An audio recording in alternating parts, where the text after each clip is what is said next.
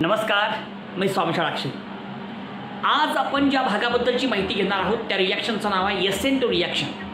आता SN2 रिॲक्शनला सुरुवात करण्याच्या अगोदर पहिल्यांदा एक शब्द माहीत पाहिजे आपल्याला. सबस्टिट्यूशन रिॲक्शन म्हणजे काय, सबस्टिट्यूशन रिॲक्शन कशाला म्हणतात, इथून आपण सुरुवात करूयात. ओके, बघा. समजा या ठिकाणी हायड्रोजन कोण बी असेल प्लस या ठिकाणी काय घेतलं आपण, न्यूक्लियोफाईल घेतला, किंवा या ठिकाणी आपण डायरेक्ट X घेऊ आणि हा न्यूक्लियोफाईल आहे. आता सबस्टिट्यूशन होतं म्हणजे काय होतं, सबस्टिट्यूशन होतं याचा अर्थ त्या रिॲक्शनमध्ये आदला बदल होते, रिप्लेसमेंट होते. एखाद्या अभिक्रियेमध्ये जर रिप्लेसमेंट होत असेल तर अशा प्रकारच्या अभिक्रियेला म्हणतात सबस्टिट्यूशन रिॲक्शन. हे पहिल्यांदा आपण लक्षात घ्यायचं आहे. आता बघा, आता हा कोण आहे, हॅलोजन. कार्बन आणि हॅलोजन ह्याच्यामधला बॉन्ड तुटतो आणि हा जो हॅलोजनचा आयटम आहे तो रिप्लेस झाला कशानं, या न्यूक्लियोफाईल. बघा, एखादा आयटम किंवा ग्रुप, एखादा आयटम असेल किंवा ग्रुप असेल, तो जर न्यूक्लियोफाईलनं रिप्लेस होत असेल तर अशा प्रकारच्या रिॲक्शनला म्हणायचं न्यूक्लियोफिलिक सबस्टिट्यूशन रिॲक्शन. हे नीट लक्षात घ्या तुम्ही पहिल्यांदा. बाबांनो, एखाद्या रिॲक्शनमध्ये एखादा आयटम हा न्यूक्लियोफाईलनं रिप्लेस होत असेल तर अशा प्रकारच्या रिॲक्शनला म्हणायचं न्यूक्लियोफिलिक सबस्टिट्यूशन रिॲक्शन. ठीक आहे, पहिल्यांदा त्या शब्दाचा अर्थ कळला पाहिजे. न्यूक्लियोफिलिक सबस्टिट्यूशन रिॲक्शन म्हणजे काय. आणि मग काय होईल, हो का, हा कार्बन X गेला, या ठिकाणी आला न्यूक्लियोफाईल प्लस X मायनस निघून गेला, रिॲक्शन झाली. आता ही रिॲक्शन आपल्यासमोर मी काढली, पण ह्या रिॲक्शनला तुम्ही काय म्हणणार, या रिॲक्शनला तुम्ही म्हणणार न्यूक्लियोफिलिक सबस्टिट्यूशन रिॲक्शन. कारण या रिॲक्शनमध्ये या ठिकाणचा हॅलोजनचा आयटम हा न्यूक्लियोफाईलनं रिप्लेस होऊन या ठिकाणी आपल्याला उत्तर मिळालेलं आहे. ज्या रिॲक्शनमध्ये एखादा आयटम किंवा ग्रुप न्यूक्लियोफाईलनं रिप्लेस होत असेल अशा प्रकारच्या रिॲक्शनला म्हणायचं nucleophilic substitution reaction. So this is nothing but the nucleophilic substitution reaction. ठीक आहे, लिहिलं आपण. म्हणजे याच्यामध्ये काय झालं, हिकडचं तिकडं, तिकडचं हिकडं, हिकडचं तिकडं, तिकडचं हिकडं, हिकडचं तिकडं. शांताबाई शांताबाई शांताबाई, हे हिकडचं तिकडं, तिकडचं हिकडं, हिकडचं तिकडं. शांताबाई शांताबाई. अहो, अशा प्रकारची रिॲक्शन आहे. Nucleophilic substitution reaction is like a Shantabai. हिकडचं तिकडं, तिकडचं हिकडं, हिकडचं तिकडं, तिकडचं हिकडं, हिकडचं तिकडं, तिकडचं इकडं. ओके, तर ही अशा प्रकारची जर अभिक्रिया होत असेल such reaction is called as nucleophilic substitution reaction. Okay, आता न्यूक्लियोफिलिक सबस्टिट्यूशन रिॲक्शनचे पुन्हा दोन भाग आहे, तसे तीन भाग आहे. कुठले कुठले हो, number 1 SN2, number 2 SN1, number 3 SNI. SN2, SN1, SNI हे तिघाबद्दलची माहिती आपल्याला घ्यायची आहे. परंतु आपल्या अभ्यासक्रमाला फक्त SN2 आहे, SN1 आहे हे नाही. त्याच्यामुळे ह्या दोन गोष्टी आपण या ठिकाणी शिकूयात. SN2 म्हणजे काय आणि SN1 म्हणजे काय. त्या रिॲक्शनच्या अगोदर हे लक्षात घ्या पहिल्यांदा. एवढं कळालं, रिॲक्शन तुम्हाला कळाली. आता आपण सुरुवात करूयात आपल्या मुख्य भागाला, ज्या रिॲक्शनचं नाव आहे SN2 रिॲक्शन. आता याच्यामधला प्रत्येक शब्द आपण माहिती करून घेऊ. ओके, लिहून घ्या.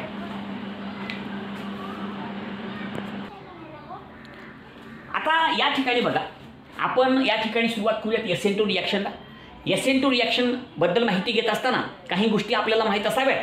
टप्प्याटप्प्यानं आपण प्रत्येक गोष्ट या ठिकाणी समजून घेण्याचा प्रयत्न करू. ऐका, आता पहिल्यांदा आपण शब्द लिहूयात SN2. आता SN2 मध्ये S कोण आहे, S म्हणजे काय, S याचा अर्थ होतो सबस्टिट्यूशन. S म्हणजे काय, सबस्टिट्यूशन. N म्हणजे काय, न्यूक्लियोफिलिक. आता बघितलं आपण त्याचा अर्थ न्यूक्लियोफिलिक. आणि इथं दोन आहे, दोन म्हणजे बायमॉलिक्युलर, दोन मॉलिक्युल असलेली रिॲक्शन, बायमॉलिक्युलर झालं. आता SN2 या शब्दाचा अर्थ काय झाला, SN2 म्हणजे काय, बायमॉलिक्युलर न्यूक्लियोफिलिक सबस्टिट्यूशन रिॲक्शन किंवा सबस्टिट्यूशन न्यूक्लियोफिलिक बायमॉलिक्युलर.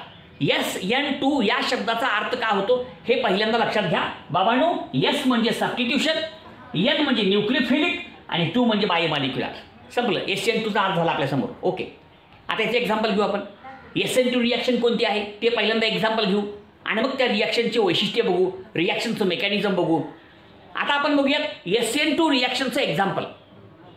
कोणती रिॲक्शन SN2 प्रकारची आहे ते एक्झाम्पल आपल्या पुस्तकात जे दिले त्याच्याबद्दलची या ठिकाणी पहिल्यांदा माहिती घेऊयात. प्रत्येक गोष्ट लक्षात घ्या. आपण ज्या भागाबद्दलची माहिती घेत आहोत त्या भागाचं नाव आहे SN2 रिॲक्शन. SN2 म्हणजे काय? बायमॉलिक्युलर न्यूक्लियोफिलिक सबस्टिट्यूशन रिॲक्शन किंवा सबस्टिट्यूशन न्यूक्लियोफिलिक बायमॉलिक्युलर, सबस्टिट्यूशन न्यूक्लियोफिलिक बायमॉलिक्युलर. आता ह्या संपूर्ण अभिक्रियेमध्ये याच्याबद्दलची माहिती घेत असताना SN2 रिॲक्शन बद्दलची आता ह्याचे एक्झाम्पल, कोणती रिॲक्शन SN2 प्रकारची आहे, मग ती SN2 का बरं आहे, या सगळ्या गोष्टी आपण टप्प्यानं बघूयात. आणि SN2 रिॲक्शन कशी घडते, त्याची वैशिष्ट्ये काय आहेत, या सगळ्या गोष्टीबद्दलची माहिती या ठिकाणी आपल्याला टप्प्याटप्प्याने घ्यायची आहे. ओके, लिहून घ्या. आता पहिल्यांदा बघूयात आपण एक्झाम्पल. डायरेक्ट एक्झाम्पलला सुरुवात करू. थोडंसं काळजीपूर्वक बघा, समजून घ्या व्यवस्थित. बरं का, पुस्तकात जे उदाहरण दिले तेच घेऊ आपण. बघा इथं लिहूयात आपण CH3Cl प्लस काय घ्यायचं आपल्याला, OH मायनस हा न्यूक्लियोफाईल आहे. आता रिॲक्शन होईल बरोबर का, नीट आहे का. CH3Cl methyl chloride, OH minus nucleophile आहे. तुम्ही म्हणसाल गुरुजी न्यूक्लियोफाईल का बरं हो, उत्तर फार सोपं आहे पोरांनो. याच्यावरती कुठला चार्ज आहे, निगेटिव्ह. तुम्हाला माहित आहे एखाद्या स्पेशीजवरती जर निगेटिव्ह चार्ज असेल तर त्याला आपण काय म्हणतो, न्यूक्लियोफाईल. म्हणून हा झाला न्यूक्लियोफाईल, OH मायनस हा न्यूक्लियोफाईल आहे. ठीक आहे. आता या ठिकाणी काय होतो, कार्बन आणि हायड्रोजन मधला बॉन्ड तुटतो, CCl बॉन्ड तुटतो, ब्रेक होतो आणि या ठिकाणचा जो Cl आहे तो रिप्लेस होतो. कशानं, OH मायनस ह्या न्यूक्लियोफाईलनं. हा न्यूक्लियोफाईल आहे. झालं म्हणजे कुठली रिॲक्शन घडली बघा, Cl हा न्यूक्लियोफाईलनं रिप्लेस झाला. याचा अर्थ ही रिॲक्शन कुठल्या प्रकारची आहे, न्यूक्लियोफिलिक सबस्टिट्यूशन रिॲक्शन. आणि मग आपला प्रोडक्ट येईल CH3OH आणि प्लस Cl मायनस. चालेल. आता ही रिॲक्शन आपल्या जी समोर आहे, ही रिॲक्शन कोणत्या प्रकारची आहे, ही रिॲक्शन आहे SN2 प्रकारची. लक्षात घ्या, मिथिल क्लोराईडची अभिक्रिया OH मायनस या न्यूक्लियोफाईल सोबत होऊन मिथिल अल्कोहोल तयार होणे, ही रिॲक्शन कोणत्या प्रकारची आहे, SN2 रिॲक्शन. लक्षात ठेवायचं ही रिॲक्शन. हेच एक्झाम्पल घ्यायचं. प्रायमरी अल्किल हलाईड पाहिजे या ठिकाणी, तो प्रायमरी अल्किल हलाईड आपण घेतला, मिथिल क्लोराईड, आणि हा आहे तुमचा मिथिल अल्कोहोल. झालं, संपलं. हे एक्झाम्पल आहे. आता एक वाक्य सांगतो. आता हे एक्झाम्पल आहे, एक्झाम्पल लक्षात ठेवायचं. मिथिल क्लोराईडचं रिॲक्शन आपण पोटॅशियम हायड्रॉक्साईड सोबत करतो.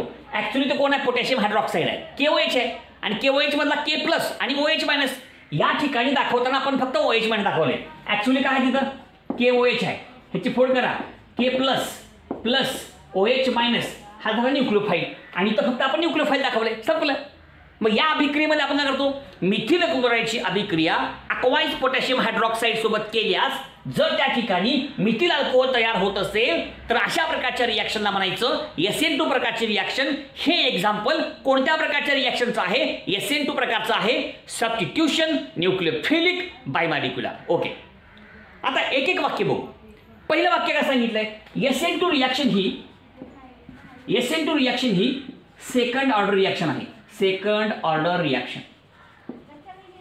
नीट आहे का बरं का, हे वाक्य लई महत्वाचे. का म्हणलं आपण SN2 रिॲक्शनला, का म्हणलं SN2 reaction is a second order reaction. आता सेकंड ऑर्डर रिॲक्शन म्हणजे काय, अशा प्रकारची रिॲक्शन ज्या रिॲक्शनचा रेट म्हणजे गती, अशा प्रकारची रिॲक्शन ज्या रिॲक्शनचा रेट दोन मॉलिक्यूलच्या कॉन्सन्ट्रेशनवरती अवलंबून असतो, अशा रिॲक्शनला म्हणायचं बायमॉलिक्युलर reaction. The rate of reaction depends upon the concentration of two molecules. Such reaction is called as second order reaction. कळलं का बघा. आणि एक लक्षात घ्या, आता ही रिॲक्शन आपल्या समोर आहे. ही रिॲक्शन सुद्धा कुठल्या प्रकारची आहे, सेकंड ऑर्डर रिॲक्शन आहे. SN2 रिॲक्शन ही कुठल्या प्रकारची आहे, सेकंड ऑर्डर रिॲक्शन आहे. कारण या रिॲक्शन मध्ये तुमच्या रिॲक्शनचा रेट हा ह्या दोघांवरती अवलंबून आहे. पहिला मॉलिक्यूल आहे मिथिल क्लोराईड आणि दुसरा मॉलिक्यूल आहे OH मायनस हा न्यूक्लियोफाईल. म्हणजे SN2 प्रकारच्या रिॲक्शनचा रेट, त्याची गती दोन मॉलिक्यूलच्या कॉन्सन्ट्रेशनवरती अवलंबून असते. असे रिॲक्शन जर असेल, that reaction is called as second order reaction. आणि SN2 ही रिॲक्शन सेकंड ऑर्डर रिॲक्शन आहे. संपलं. का बरं आहे, कारण ह्या रिॲक्शनचा रेट SN2 रिॲक्शनचा रेट हा 2 मॉलिक्यूलच्या कॉन्सन्ट्रेशनवरती अवलंबून आहे.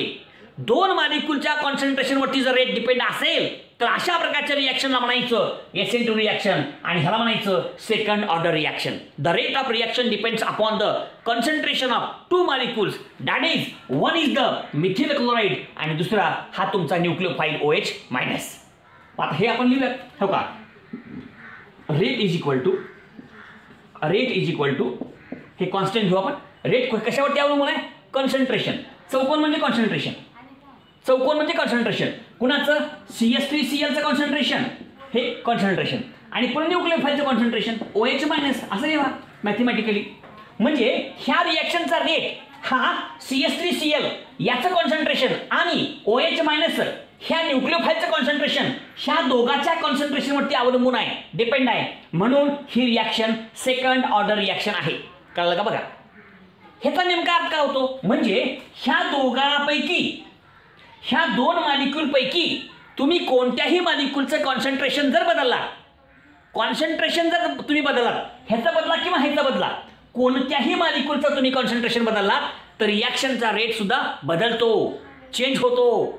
समजा ह्याचं कॉन्सन्ट्रेशन निम्मा केलं तुम्ही तर रिॲक्शनचा रेट बी निम्मा होतो. ह्याचं कॉन्सन्ट्रेशन तुम्ही दुप्पट केलात रिॲक्शनचा रेट बी दुप्पट होतो. कमी केलात कमी, जास्त केलात जास्त. म्हणजे बाबांनो या ठिकाणी सेकंड ऑर्डर रिॲक्शन म्हणजे काय? अशा प्रकारची रिॲक्शन ज्या रिॲक्शनचा रेट हा 2 मॉलिक्यूलच्या कॉन्सन्ट्रेशनवरती अवलंबून आहे. ते 2 मॉलिक्यूल कोणते? CH3Cl आणि OH मायनस. म्हणजे ह्या 2 मॉलिक्यूलपैकी कोणत्याही मॉलिक्यूलचं कॉन्सन्ट्रेशन तुम्ही जर चेंज केलात तर तुमच्या रिॲक्शनचा रेट, तुमच्या रिॲक्शनची गती सुद्धा काय होते? बदलते, चेंज होते. म्हणजे रिॲक्शनचा रेट हा 2 मॉलिक्यूलच्या कॉन्सन्ट्रेशनवरती अवलंबून आहे असा होतो. संपलं, झालं. हे कळालं एक वाक्य. बाबा SN2 रिॲक्शन कशी आहे? सेकंड ऑर्डर रिॲक्शन आहे. ओके. ही रिॲक्शन कशी आहे? बाय मॉलिक्युलर आहे. बाय मॉलिक्युलर रिॲक्शन आहे. आता बाय मॉलिक्युलर म्हणजे काय? बाय म्हणजे 2 मॉलिक्यूल आहेत नाही तर म्हणून बाय मॉलिक्युलर.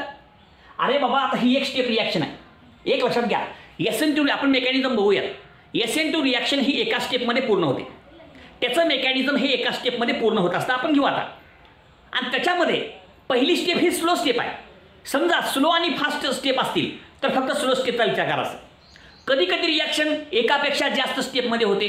अशा वेळेस तुम्ही कुठल्या स्टेपचा विचार करायचं? स्लो स्टेपचा.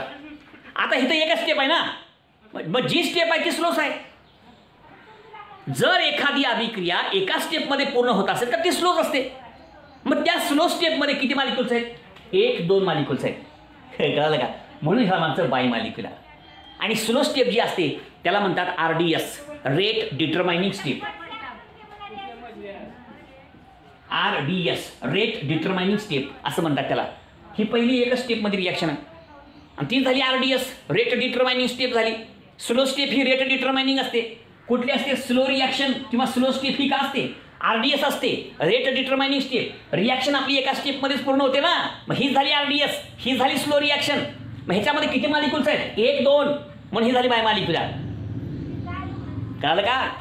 ही तर एकच स्टेप आहे. कधी कधी एकापेक्षा जास्त स्टेप असतात. मग त्या सगळ्या स्टेप बघायचं नाही, फक्त त्या स्टेपचा विचार करायचं जी स्टेप स्लो आहे. मग त्या स्लो स्टेपमध्ये किती मॉलिक्यूल्स आहेत ते बघायचं.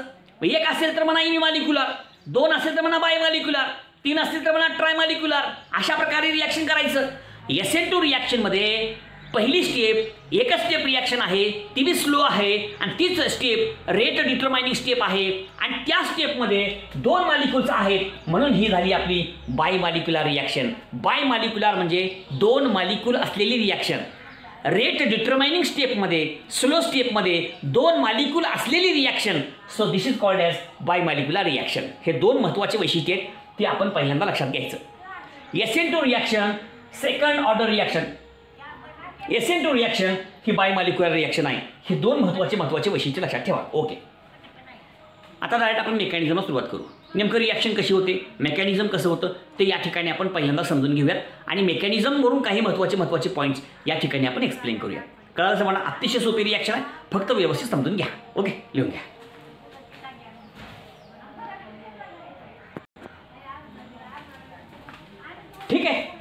सुरुवात करूयात आपल्या रिॲक्शनला. ओके, आता नेमकं मेकॅनिझम कसं होतं बघा. रिॲक्शन मेकॅनिझम लय महत्त्वाचं आहे. SN2 रिॲक्शन आणि SN1 रिॲक्शन ह्या दोघांचं मेकॅनिझम आपल्या अभ्यासक्रमाला आहे. SN2 रिॲक्शन कशी होते त्याची सविस्तर माहिती आपण घेऊ. आणि SN2 रिॲक्शनचं एक्झाम्पल कोणतं ते आता लिहितात, त्याचंच मेकॅनिझम घ्यायचं. मिथिल क्लोराईड घ्या, त्याची अभिक्रिया करा पोटॅशियम हायड्रॉक्साईड सोबत, म्हणजे OH मायनस हा न्यूक्लिओफाईल झाला त्याच्यासोबत तयार काय होणार आहे, मिथिल अल्कोहल, आणि तुमचा जो आहे Cl मायनस तो निघून जाईल. अशा प्रकारची जी रिॲक्शन आहे ही SN2 रिॲक्शनचं एक्झाम्पल. ही नेमकी होती कशी ते सांगतो, ऐका नेमकी. बघा, आता हा कार्बन आहे, हा Cl जोडला आहे, CH3 काढू आपण. CH3 हा पहिला,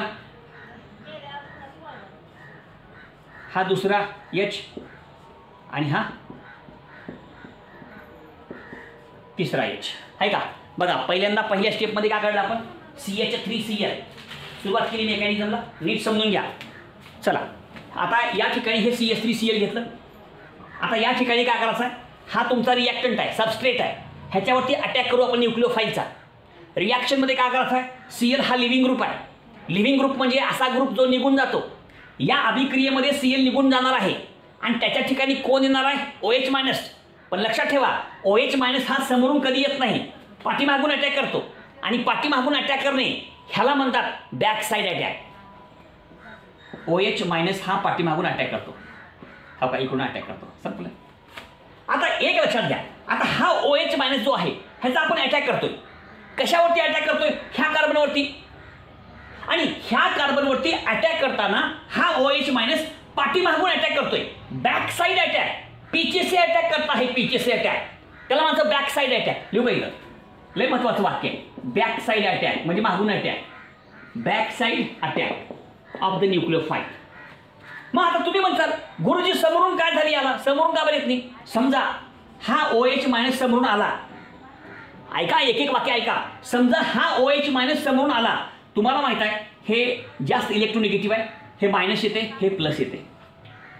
तुम्हाला माहित आहे नंबर एक, पहिलं कारण हा मोठा ग्रुप आहे आणि हा बी मोठा ग्रुप आहे, म्हणजे ह्या दोघांमध्ये काय स्टेरिक रिपल्शन आहे. इथं स्टेरिक रिपल्शन पहिलं कारण बघा बाबांनो. हा OH मायनस समोरून अटॅक का बरं करत नाही, समोरून का बरं अटॅक करत नहीं. हा OH माइनस चोरी चोरी चुपके चुपके पीछे से क्यों अटैक करता है, बैक साइड अटैक क्यों करता है, आगे से क्यों नहीं आता. अरे बाबा आगे से नहीं आता क्योंकि यहां पे Cl माइनस है तो बहुत खतरनाक है. कैसा है सांगतो ऐका. हा भी मोठा आहे, हा भी मोठा आहे, मग मोठा मोठा गर्दी होते ना तिथं, येऊ देत नाही. मग that is the steric repulsion. Steric repulsion असल्यामुळं हा तुमचा OH मायनस समोरून अटॅक करत नाही. OH मायनस हा समोरून अटॅक का बरं करत नाही, स्टेरिक रिपल्शन असल्यामुळं, आणि म्हणून अटॅक पाठीमागून करतो, बॅक साइड अटॅक. लक्षात घ्या. अजून एक महत्वाचं, ह्याच्यावर बी निगेटिव्ह चार्ज आहे आणि ह्याच्यावर बी निगेटिव्ह चार्ज आहे. पण तुम्हाला माहित आहे निगेटिव्ह निगेटिव्ह लांब लांब, निगेटिव्ह निगेटिव्ह लांब लांब, हा पॉझिटिव्ह निगेटिव्ह चिव चिव. कळलं का. परंतु ह्या दोघांवरती चार्ज कसला आहे, सारखाच आहे, म्हणून निगेटिव्ह निगेटिव्ह लांब लांब रिपल्शन आहे, लांब लांब रिपल्शन, लांब लांब रिपल्शन, आणि म्हणून हा समोरून येत नाही. आणि that is called as the electrostatic repulsion. Electrostatic repulsion. बघा दोन महत्वाची कारण सांगितली इथंच मी, इथंच सांगितले बाबांनो कारण, पुढे पण सांगतो. आता पण आता ऐका व्यवस्थित. इथंच हा तुमचा OH मायनस समोरून अटॅक करत नाही, हा पीछे से वार करतोय, मागून अटॅक करतोय, बॅक साइड अटॅक करतोय, चोरी चोरी चुपके चुपके पीछे से अटॅक करता है OH मायनस न्यूक्लियोफाइल. त्याची कारण दोन. नंबर एक स्टेरिक रिपल्शन, हा बी मोठा हा बी मोठा, त्या ठिकाणी स्टेरिक फॅक्टर आला, स्टेरिक फॅक्टर, त्यामुळे स्टेरिक रिपल्शन, मोठे मोठे दोन्ही बी, जागा नाही जायला. दुसरा हा निगेटिव्ह निगेटिव्ह रिपल्शन आहे, इलेक्ट्रोस्टॅटिक रिपल्शन. ह्या दोन कारणामुळं हा OH मायनस समोरून अटॅक करत नाही, पाठीमागून अटॅक करतो, म्हणून या ठिकाणी काय होतंय, बॅक साइड अटॅक. ओके ठीक आहे. आता पुढची स्टेप काढू. ॲक्च्युली तुम्हाला मी पुन्हा पुन्हा सांगतोय, ही फक्त एका स्टेपमध्ये पूर्ण होणारी रिॲक्शन आहे, सिंगल स्टेप रिॲक्शन, एका स्टेपमध्ये पूर्ण होते. आता ह्याच्यामध्ये एक इंटरमिडिएट स्टेप दाखवतो आपण. ॲक्च्युली ही स्टेप नाही, पण आपण ट्रान्झिशन स्टेट लिहित असतो. कुठलीही रिॲक्शन होत असताना ट्रान्झिशन स्टेटच्या द्वारे होत असते पूर्ण, एक ती का स्टेप वेगळी नाही, लक्षात घ्या. मग आता काय होईल, हे कार्बनला कार्बन, हे हायड्रोजन,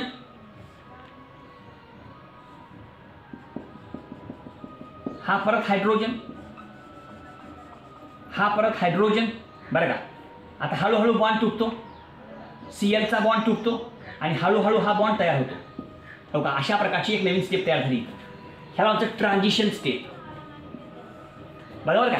एक लक्षात घ्या, पहिल्यांदा CCl बॉन्ड पूर्णपणे तुटत नाही, तसं होत नाही. म्हणजे हा बॉन्ड तुटणे आणि हा बॉन्ड तयार होणे एकाच वेळेस घडतं. म्हणजे breaking of bond and making of bond is takes place simultaneously. बाबांनो, ह्या रिॲक्शनचं अजून एक महत्त्वाचं वाक्य असं आहे की या रिॲक्शनमध्ये बॉन्ड तुटणे आणि बॉन्ड तयार होणे एकाच वेळेस होत असतं. हा, so breaking of bond and making of bond is takes place simultaneously. Breaking and making of the bond takes place simultaneously. एकदाच होतं, सायमल्टेनियसली होतं, एकदाच होणे झालं. त्याच्यामुळे हा बॉन्ड तुटला आहे, हा बॉन्ड तयार होतो आहे, ह्याच्यावरती बी पार्शियल निगेटिव्ह चार्ज, ह्याच्यावर बी पार्शियल निगेटिव्ह चार्ज. आणि ही अशा प्रकारची स्टेप आहे, ह्याला ट्रान्झिशन स्टेट असं म्हणतात. काय म्हणतात? ट्रान्झिशन स्टेट, ज्याच्यामध्ये दोन्ही लिव्हिंग ग्रुप पण जोडला आहे आणि न्यूक्लियोफाईल पण जोडला आहे. लिव्हिंग ग्रुप चालला आहे आणि न्यूक्लियोफाईल अटॅक होऊ लागला आहे, लक्षात घ्या. आणि हे एकदाच हा निघून जातो आणि हा अटॅच होतो, एकाच वेळेस होतो. म्हणजे ह्याचं निघून जाणे आणि ह्याचं येऊन चिटकणे टेक्स प्लेस सायमल्टेनियसली. हिटला बॉन्ड तुटणे आणि हिटला बॉन्ड तयार होणे एकदाच होतं. हे ह्या रिॲक्शनचं महत्त्वाचं वैशिष्ट्य आहे. म्हणजे पहिल्यांदा बॉन्ड तुटतो मग अटॅक होतो असं होत नाही. बॉन्डचं तुटणं आणि बॉन्डचं तयार होणं एकाच वेळेस होतं. म्हणून म्हणलं breaking and making of bond is takes place simultaneously. आणि ह्या कार्बनला 5 ॲटम जोडले, 1 2 3 4 5. आणि म्हणून ही स्टेप कशी आहे? पेंटा कोऑर्डिनेट. कळलं? पेंटा कोऑर्डिनेट. ह्याच्यामध्ये 5 सिग्मा बॉन्ड, 1 2 3 4 5. 5 सिग्मा बॉन्डपैकी 3 सिग्मा बॉन्ड 1 2 3 एकाच प्लेनमध्ये आहे. एकाच प्लेनमध्ये 1 2 3 3 सिग्मा बॉन्ड एकाच प्लेनमध्ये. आणि 2 सिग्मा बॉन्ड जे आहेत पार्शियल आहे. हा पार्शियल सिग्मा बॉन्ड, हा पण पार्शियल सिग्मा बॉन्ड. हा ह्या प्लेनला कसा आहे? परपेंडिक्युलर असतो. आणि ह्या प्रत्येकामधला अँगल 120चा असतो, 120 डिग्रीचा. झालं. आणि मग शेवटच्या स्टेपमध्ये काय होतं बघा. आता इथं प्रोडक्ट येतं आपलं, एका स्टेपमध्ये रिॲक्शन आहे. ही इंटरमिडिएट स्टेप आहे, ह्याला वेगळी स्टेप समजायचं नाही. आता हिकडचे तिन्ही ग्रुप काय होतील? हा निघून गेला की पलटी मारतंय, इनव्हर्जन होतंय. म्हणजे डावीकडे असलेले 3 ग्रुप हे उजवीकडे जातील. सॉरी हा, इथं याच्यावर का, सॉरी इथं याच्यावर sorry sorry sorry sorry sorry sorry sorry sorry sorry. आता काय होतं हो का, जेव्हा OH मायनस पाठीमागून अटॅक करतो तेव्हा हा Cl निघून जातो आणि हा ह्याला अटॅच होतो. त्याच वेळेस डावीकडे असलेले 3 H उजवीकडे पलटी मारतात, डावीकडचे उजवीकडे पलटी मारतात. Inversion is takes place. छत्रीसारखं आहे ना. समजा छत्री धरलो आपण, छत्री धरला समोर, वारा आले पलटी मारले, पलीकडे गेले. तसं छत्रीसारखं काय होतं? इन्व्हर्जन उलटं होतं. म्हणून कसं होतं इथं बघा हो का, तिन्ही ग्रुप काय होतील? पलटी मारतील. हो का, H इकडे गेला, पुन्हा हा दुसरा H आणि हा तिसरा H गेले का उलट्या बाजूला. आणि मग हा जो न्यूक्लियोफाईल आहे इकडून अटॅक करत नाही, बॅक साईड अटॅक इकडून करतो. हो का, अशा प्रकारचा हा प्रोडक्ट आला आपला. हो का, ही सुरुवात आहे, ही शेवट आहे. बघा कसं इन्व्हर्जन आहे. म्हणजे हे 3 H इकडे डावीकडे होते, हे 3 H उजवीकडे गेले. लक्षात घ्या, लिव्हिंग ग्रुप ज्या बाजूला आहे त्या बाजूला न्यूक्लियोफाईल येत नाही, त्याच्या अपोजिट बाजूला येतो. हो का, लिव्हिंग ग्रुप ह्या बाजूला आहे उजवीकडे आलाय, न्यूक्लियोफाईल डावीकडे आलाय, हा डावीकडे. आणि असं होणे ह्याला म्हणतं इन्व्हर्जन. अशा प्रकारची ही संपूर्ण अभिक्रिया होते. आणि ह्याला मेकॅनिझम असं म्हणतात. अतिशय सोपं आहे. आणि ह्याचं सगळ्यात महत्त्वाचं वैशिष्ट्य जर का असेल, ह्याच्यामध्ये इन्व्हर्जन होतं. संपलं. कळालं? ही अशी प्रकारची SN2 रिॲक्शन आहे. आता SN2 रिॲक्शनचे सगळे वैशिष्ट्य तुम्हाला मी सांगितले मेकॅनिझम सांगताना. तरी पण पुन्हा एकदा हे सगळे पॉईंट तुमच्यासमोर एक्सप्लेन करतो. पुन्हा एकदा डबल मेकॅनिझम तर आहे, एक पॉईंट तुमच्यासमोर सांगतो. आता काय काय वैशिष्ट्य आहे, कसं वैशिष्ट्य आहे वगैरे वगैरे लिहून घ्यावं.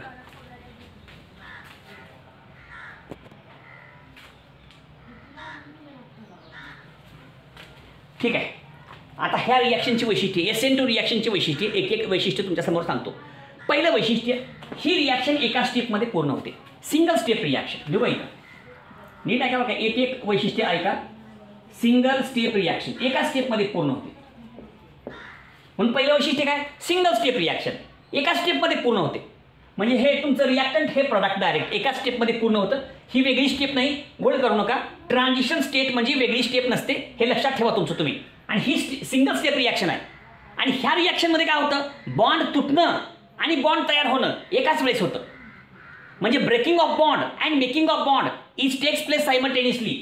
हो का, CCl मधला बॉन्ड तुटणे आणि त्याच वेळेस C आणि OH मध्ये बॉन्ड तयार होणे एकाच वेळेस होतं.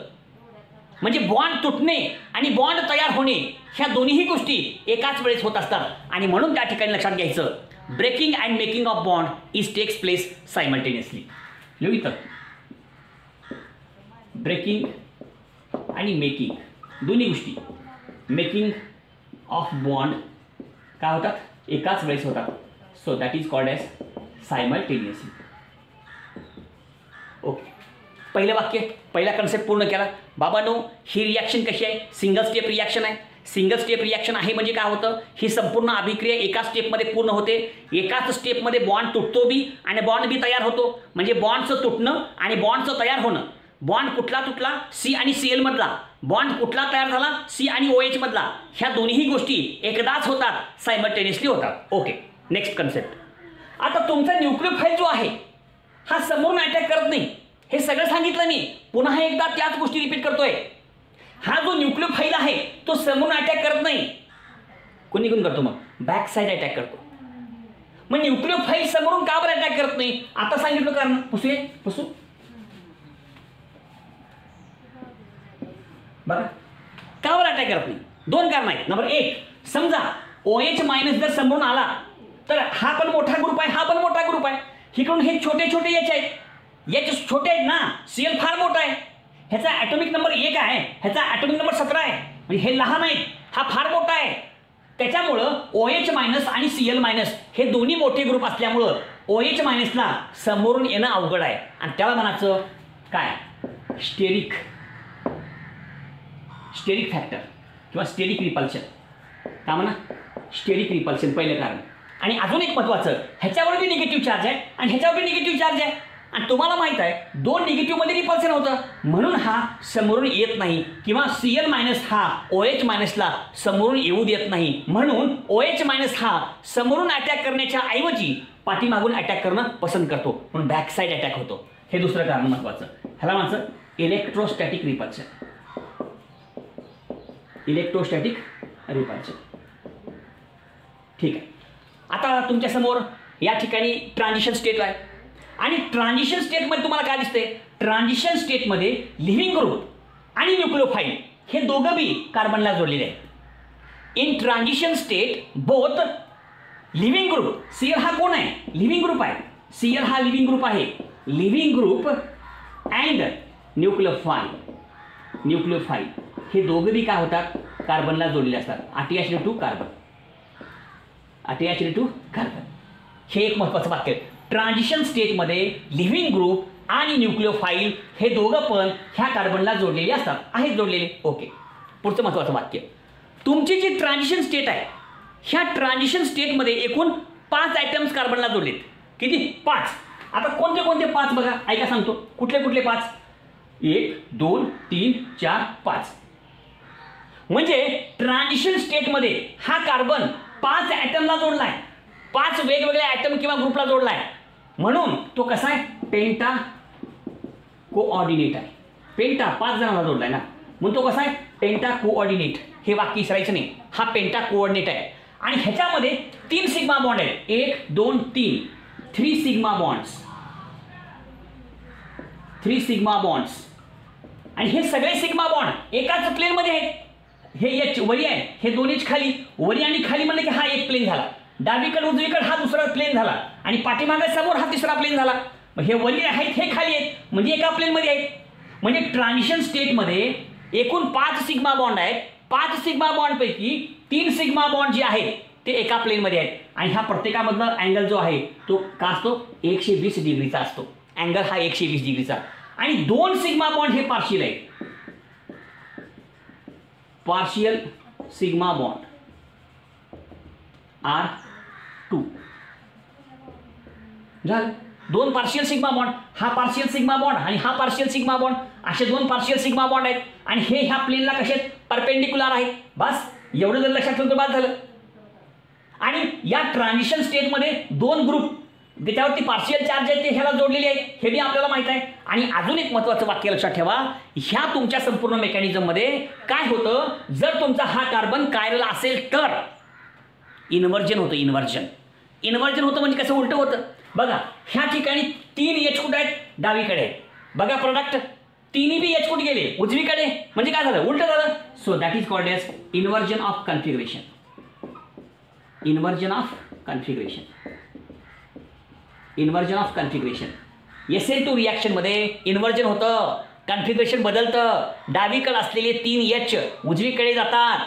ज्या बाजूला लिव्हिंग ग्रुप आहे त्याच बाजूला न्यूक्लिओफाईल येत नाही, त्याच्या अपोजिट बाजूला येतो, कारण बॅकसाइड अटॅक. आणि अशा प्रकारचे इन्व्हर्जन होणे म्हणजे व्हॅल्डन इन्व्हर्जन. कसलं इन्व्हर्जन, व्हॅल्डन इन्व्हर्जन. ठीक आहे. तर अशा प्रकारची ही संपूर्ण माहिती आहे आणि अशा प्रकारचं हे संपूर्ण SN2 रिॲक्शन मेकॅनिझम जे पूर्णपणे सविस्तरपणे आपल्यासमोर आपण एक्सप्लेन केलेलं आहे. ह्याच्यातला प्रत्येक पॉईंट आपण व्यवस्थित लक्षात घ्यायचा आहे. झालं. आणि ज्याप्रमाणे पावसामध्ये छत्री उलटी होते, अम्ब्रेला ब्लोन इनसाइड आउट, त्याची आतली बाजू बाहेर होते ना, सेम तसं होतं. आणि अशा प्रकारच्या इन्व्हर्जनला म्हणतात व्हॅल्डन इन्व्हर्जन. आणि या ठिकाणी काय होत असतं, व्हॅल्डन इन्व्हर्जन असं होतं. अशा प्रकारची ही संपूर्ण SN2 रिॲक्शन सगळा भाग आपल्यासमोर एक्सप्लेन केलेला आहे. ही सगळी माहिती आपल्यासमोर आहे. लाईक करा, शेअर करा, सबस्क्राईब करा. धन्यवाद.